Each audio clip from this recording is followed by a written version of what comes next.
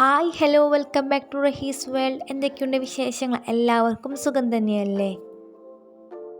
ഇന്ന് ഞാൻ വന്നിട്ടുള്ളത് ഇഫ്താറിന് വളരെ എളുപ്പത്തിൽ കുറഞ്ഞ ചേരുവകൾ കൊണ്ട് പെട്ടെന്ന് തന്നെ ഉണ്ടാക്കിയെടുക്കാൻ പറ്റുന്ന sunflower സ്നാക്കുമായിട്ടാണ്.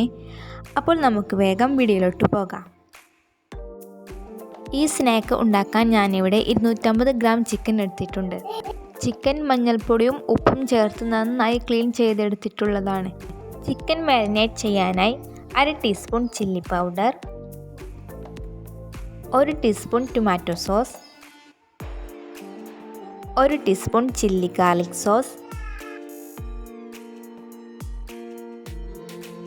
1/2 teaspoon soya sauce, 1 teaspoon തൈര്, പിന്നെ 1/2 ടീസ്പൂൺ ഉപ്പും 1 ടീസ്പൂൺ ഇഞ്ചി വെളുത്തുള്ളി പേസ്റ്റും. ഇത്രയും ചേരുവകൾ ചേർത്ത് നന്നായി ചിക്കനിൽ തേച്ച് പിടിപ്പിക്കാം.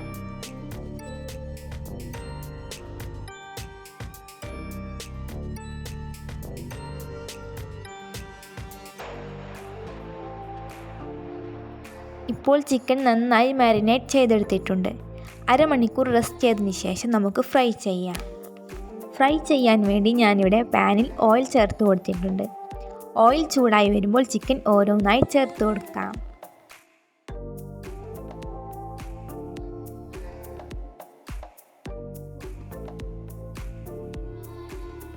പിന്നെ ചാനൽ ആരെങ്കിലും സബ്സ്ക്രൈബ് ചെയ്യാത്തവരുണ്ടെങ്കിൽ പ്ലീസ് ഒന്ന് സബ്സ്ക്രൈബ് ചെയ്തേക്കണേ.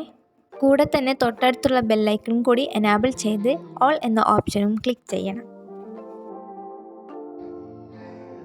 ഇപ്പോൾ ചിക്കൻ ഒരു സൈഡ് ഫ്രൈ ആയി വന്നിട്ടുണ്ട്. ഇനി നമുക്കിത് തിരിച്ചിട്ട് കൊടുത്ത് ഫ്രൈ ചെയ്തെടുക്കാം. പിന്നെ ചിക്കൻ ഫ്രൈ ചെയ്തെടുക്കുമ്പോൾ മസാലകൾ ഒന്നും കരിഞ്ഞു പോകാതെ ശ്രദ്ധിക്കണം. നമ്മൾ മീഡിയം ഫ്ലെയിമിൽ വെച്ചിട്ട് വേണം ഫ്രൈ ചെയ്യാൻ. കാരണം വേറെ സ്പൈസസ് ഒന്നും നമ്മൾ ചേർത്ത് കൊടുക്കുന്നില്ല. ചിക്കനിലുള്ള മസാലകൾ മാത്രം മതി ഈ സ്നാക്കിന് രുചി കൂട്ടാൻ.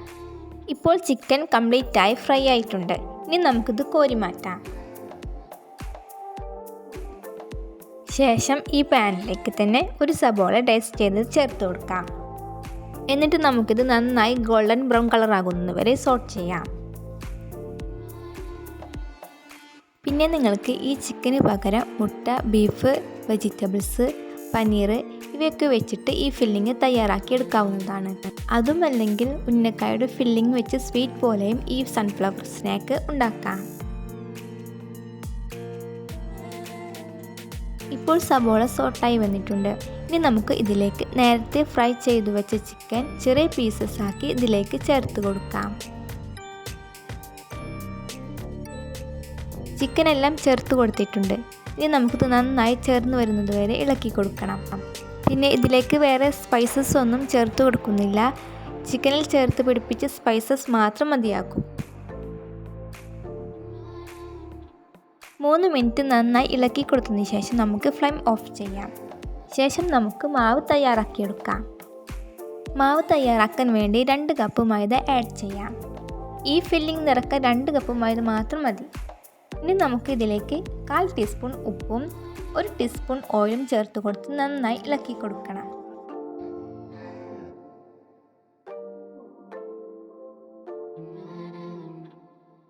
ഇപ്പോൾ മിക്സായി വന്നിട്ടുണ്ട്. ശേഷം നമുക്ക് വെള്ളം കുറേശ്ശെ ചേർത്ത് കൊടുത്ത് നന്നായി കുഴച്ചെടുക്കാം. പിന്നെ വെള്ളം അധികം കൂടാൻ പാടില്ല. അതുകൊണ്ട് വെള്ളം അല്പാൽപമായി ഒഴിച്ചു കൊടുത്ത് കുഴഞ്ഞു വരുന്ന രൂപത്തിൽ ആക്കിയെടുക്കണം.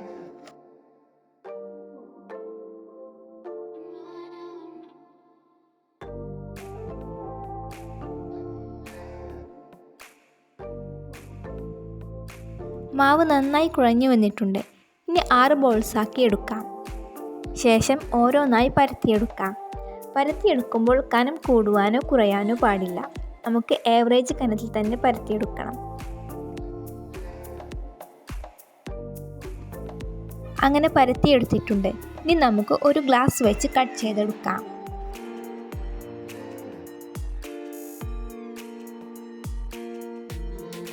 ഇപ്പോൾ നമ്മളിത് കട്ട് ചെയ്തെടുത്തിട്ടുണ്ട്.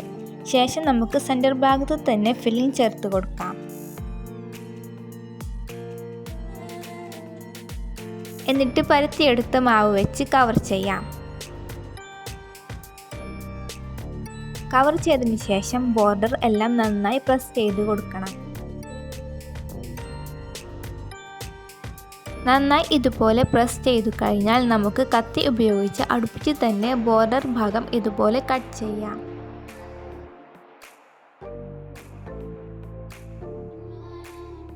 എന്നിട്ട് നമുക്ക് 3 അല്ലെങ്കിൽ 4 കട്ട് ചെയ്ത ഭാഗം ഉൾപ്പെടുത്തി ഇതളിൻ്റെ ഷേപ്പിൽ പ്രസ് ചെയ്യാം. അങ്ങനെ ഓരോ ഇതളുകളും ഇതുപോലെ പ്രസ് ചെയ്ത് കൊണ്ടുവരാം.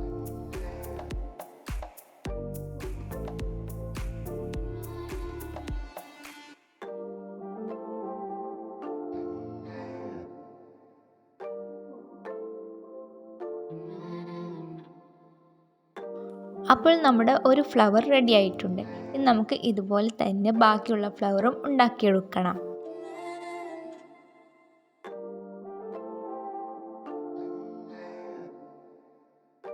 അങ്ങനെ നമ്മൾ ഫ്ലവർ എല്ലാം റെഡിയാക്കി എടുത്തിട്ടുണ്ട്. ഇനി നമുക്കിത് ഫ്രൈ ചെയ്തെടുക്കാം. ഫ്രൈ ചെയ്യാനായി ഓയിൽ ചൂടാക്കാൻ വെച്ചിട്ടുണ്ട്. ഹൈ ഫ്ലെയിമിൽ വെച്ച് ഓയിൽ ചൂടാക്കിയെടുത്ത് മീഡിയം ഫ്ലെയിമിൽ വെച്ചിട്ട് വേണം സ്നാക്ക് ഓരോന്നായി ചേർത്ത് കൊടുക്കാൻ. ഇപ്പോൾ ഓയിൽ ചൂടായി വന്നിട്ടുണ്ട്. ഇനി നമുക്ക് ഫ്ലവർ ഓരോന്നായി ചേർത്ത് കൊടുക്കാം.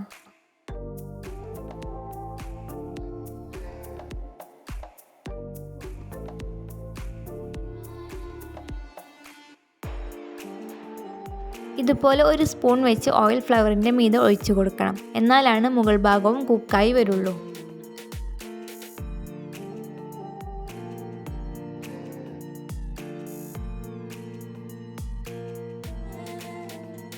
ഫ്ലവറിൻ്റെ ഒരു വശം ഫ്രൈ ആയി വന്നിട്ടുണ്ട്.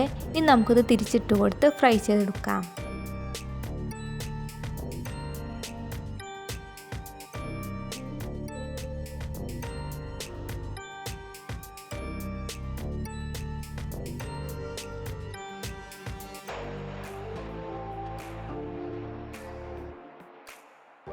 അപ്പോൾ ഇന്നത്തെ റെസിപ്പിയായ സൺഫ്ലവർ സ്നാക്ക് ഇവിടെ റെഡി ആയിട്ടുണ്ട്. ഇത് എണ്ണയിൽ നിന്നും കോരിയെടുത്ത് ബാക്കിയുള്ള ഫ്ലവറും ഇതുപോലെ ഫ്രൈ ചെയ്തെടുക്കണം. അപ്പോൾ എല്ലാവരും ഈ റെസിപ്പി ട്രൈ ചെയ്ത് നോക്കുക. നമ്മൾ ഒരുപാട് ചേരുവകളൊന്നും ചേർക്കുന്നില്ല. ഇങ്ങനെ കഴിക്കാൻ തന്നെ നല്ല ടേസ്റ്റാണ്.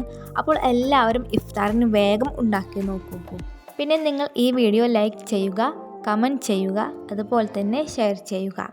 അപ്പോൾ ഇൻഷാ അല്ലാഹ് നല്ലൊരു റെസിപ്പിയുമായിട്ട് നമുക്ക് വീണ്ടും കാണാം. ബൈ.